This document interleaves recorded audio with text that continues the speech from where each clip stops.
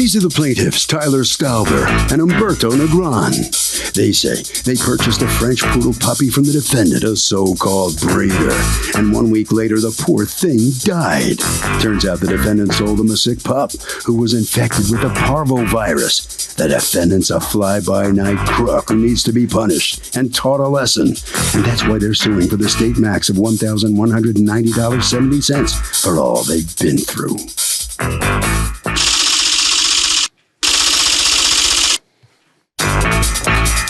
This is the defendant, David. He says he has no idea how the plaintiff's puppy got so sick, but it wasn't because of anything he did, that's for sure. He had all the puppies in the litter vaccinated. No other puppies became sick, and well, sometimes puppies just die. He's accused of bad breeding.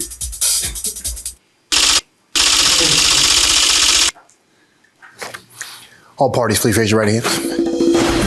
Welcome back to the People's Court. Next case in the docket. The plaintiff bought a puppy from the defendant, and sadly it died of parvo. But the defendant says sometimes dogs just die. It's the case of one sick pup. Thank you, Douglas. Okay, Tyler Stauber and Umberto Negron, you are suing David. You've asked to be referred to only by the name David for $1,190.70. The cost of your puppy and vet bills for that dog and another dog that you purchased from him, and the puppy passed away. I'm so sorry. Tell me what happened. So we were looking for a miniature French poodle to go along with our other dog to hopefully breed in the future. We were looking, obviously, in New York City, dogs are pretty expensive, so then we turned to looking online. We were searching through eBay for a few days. We found a couple different sites, so we were inquiring. It was late at night. It was probably around 9 o'clock at night. I ended up finding the site where it showed multiple different types of dogs, Shih Tzus, poodles. The pictures on the site were brought up so that I thought it was some kind of either shelter or store. So it looked pretty reputable. I looked, it said that all the dogs were given their first set of shots and worms. So I decided to inquire about it. The only kind of contact information that it had was a cell phone number. So I proceeded to text about the cost of the dog to see if I could bring down the price. After negotiating a price of $500, we decided to meet up, and I purchased the puppy. Okay, when did you purchase the puppy? The 7th of November. Okay, do you have a contract for the sale of the dog? No, I do not. Okay, so there was none done? No. There was no paperwork for the transaction? No, She there was bought not. in my house. There's no. So what? Are you a breeder?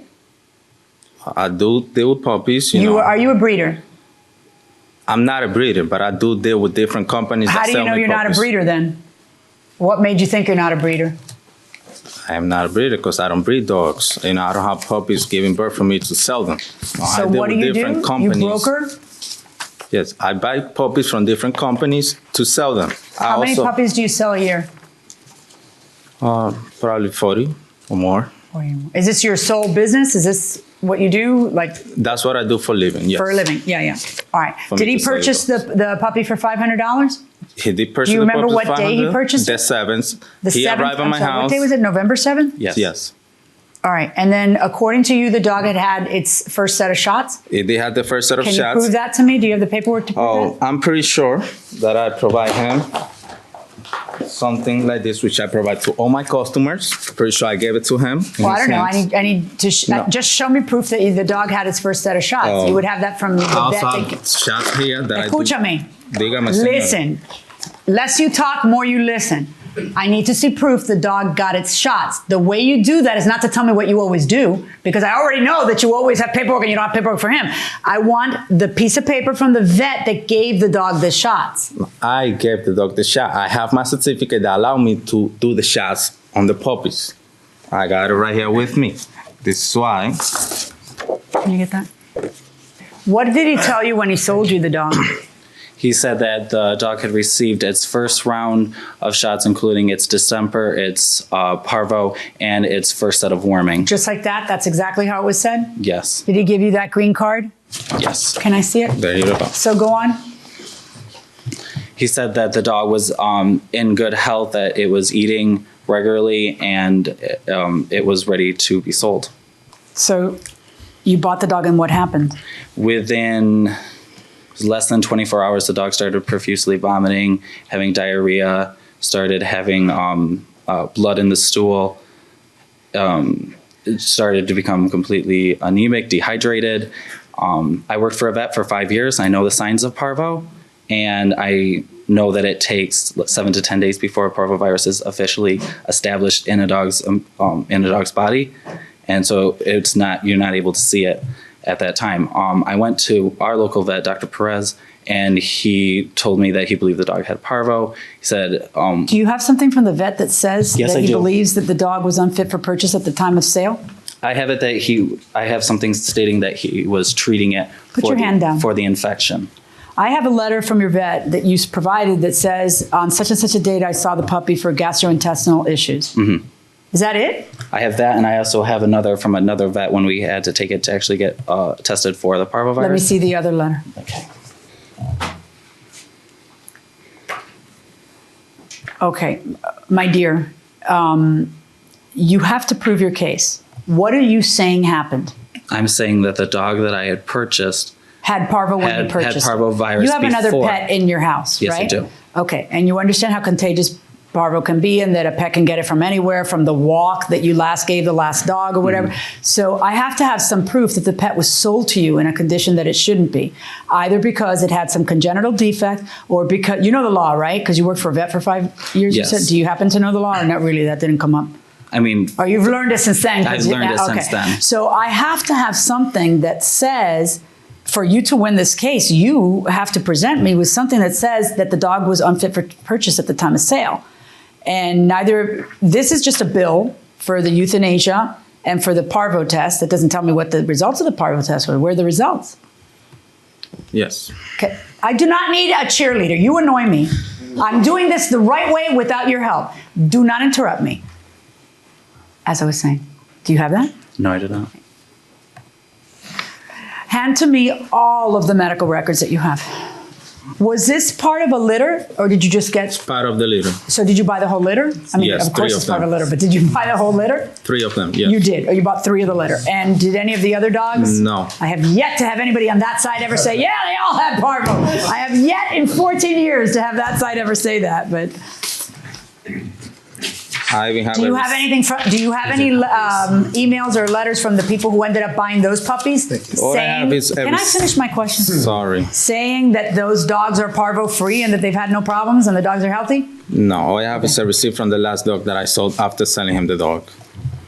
You know what your medical records are devoid of? Information. They're like, they have, that's not your fault, I guess, because they just say, this is a test I run, this is how much I'm charging you for it. How about like what the result was, Not a single stitch of, other than this one letter, there's nothing other than bills. I need to know what was wrong with the dog. This is to certify I treated Sassy, a French poodle puppy owned by Mr. Tyler Stauber and Mr. Humberto Negron on 11/9 and 11/11 for signs of gastrointestinal infection. If you have any questions, please feel free to contact me. I do have questions, but I'm not going to contact you at the above address because I don't work in snail mail. I deal in real time. Nobody has a problem with me speaking to the vet, do they? No, thank you. All right. For some recess. So, is it better if you had a choice to buy a dog from a breeder or get a rescue? Get a rescue dog, save the dog and have a good time with it and show it love. Okay, and believe me, I agree with you there. But in terms of the dog itself, are you going to get a better dog from a breeder, or are you going to get a better dog from a rescue? What do you think? We've bought ours from a breeder, and the quality came, and you know that the breeding is what you're paying for. Okay, I'm going to put that on hold for 1 second. Breeder or rescue? A reputable breeder, or if not, then go for the rescue. Okay, and I will totally disagree with you guys, but I will explain why. I totally disagree. Going inside the courtroom. You got to be the unluckiest guy. Your vet is closed 2 days a week. And guess what one of those days is? Today. All right, you don't disagree with what you were nodding, so I know you agree that that's the law, right? I do agree. Okay, did you ever talk to the vet after the death of the animal, or? I never got contact with him after the purchase of the dog. And the next day that he texted me saying the dog is doing very well. What kind of food are you feeding the dog? Because my other poodle likes it. You mean he never texted you to say, my dog has parvo, what the heck? I never got a call from him saying that or a text message. So what happened? You just got the lawsuit? Yes, exactly. Is that true? No, it's not. How did you notify him of the problems? Well, I did text him saying the dog was doing well, what kind of food, because Tell me about how you notified him. Oh, I called him in front of my veterinarian. You called him, and did you talk to him? Yes, I did. Did you hand the vet the phone or anything? No. What did you tell him? I told him that I have the dog here. The dog is having vomiting, diarrhea. It looks like it has blood in its stool. The vet also notified me that the law is that you are entitled to return the dog. If I return the dog, I am entitled to my money back. Would you be willing to do that? He said he was not. However, he did. Wait, what did he say? Why he was not? No, he said although I do have anti-diarrheal medications that I could have saved you the money on a vet trip for. Did that happen? I did not remember him calling me saying that. Now do you remember it? No, I don't. How many people do you deal with? Is it possible you forgot? Or? Not possibly, because I do help all my clients every time they call me. I even get clients that call me at 3, 4 o'clock in the morning. I still pick up the phone and try to help them the best way I can. And yes, when puppies die, I give them 14 days. If the puppy die, I will replace you the dog with another puppy, or you could either get your money back. That's all I do. But I never got a call from him saying, I want the money back. Or you could keep the animal, and then you can get the vet costs up to the purchase price of the dog. Yes. It's not that he's being generous, it's that that's the law. It is. So there's certain things that he's required to do. And but he says he asked you to get the money back and to return the dog, and you said no. He didn't. I never saw a letter from the vet. Yeah, that kind of stuff is always best done in a way that you can get a record. You know? Emails, texts, etc., so that there's a response back and so that you can prove, that something happened. Here's what we're going to do. Go ahead. What did you want to say? Dr. Perez actually would not be of help really because he did not diagnose the dog with parvo. However, the vet hospital that I took the dog for the emergency services is located in Manhattan. Okay, honey, it's real simple. Okay, lots of judges must just say goodbye. All right. I kind of feel bad for you because I feel like the vet should know what the vet needs to do, and the vet didn't write it in the way that the vet should be writing it. If in fact that's the case, or the dog didn't have parvo, or the vet can't say that the dog was unfit for purchase at the time of sale, because if you're saying it's the second vet, that's how many days after the sale? Only a few days. Right. Everything transpired within a 5-day process. Right. I was in and out of the vet. That should be, okay. Well, here's what we're going to do, okay? This is small claims, and the rules are relaxed in small claims, all right? It's, I'm not going to pretend you're a lawyer, just like I don't pretend any of my other litigants are lawyers. I'm going to give you a few days, and you will either have your evidence or you won't have your evidence. I feel bad for you that the vet is closed today, because what I normally do in these cases, when somebody has, they can't take me to the mountaintop they want me to see, I just take a minute and call the vet and talk about it. And I've had vets who say, I can't say that. I don't know when the parvo's set. Or I've had vets who say, oh yeah, definitely, because the incubation period's X and the dog was only 3 days in the house, or whatever else it is. Well, so I'm going to give you a week to get the appropriate evidence, okay? And I need to know that you understand what that evidence is. So I'm going to give you a copy of the statute, which I presume you've read before coming in here, because you can get it on the internet. But if you haven't, I'm going to hand it to you so that you're very clear on either you have that evidence or you don't. And the vet is not going to say it for you just to help you. He's going to, it's his credentials on the line. So he's either going to say it or he's not, that he can deem that from his examination, or that he couldn't. It's just that simple. So I'm going to give you a week to go ahead and do that. If I have that evidence, I will rule in your favor, but I will only rule in your favor to the purchase price of the animal. You're capped at that. If I don't have that evidence, then I will not rule in your favor. Yeah. Also, like you said before, he has another dog in his house. Oh, I know. He's already that's in a why. dog puppy, that's why, and the vet knows that because the vet treated the other dog. So you either the vet can tell that or the vet cannot tell that based on the incubation period, and it's just that simple. So I'm going to do you the favor of giving you a week. That's my judgment.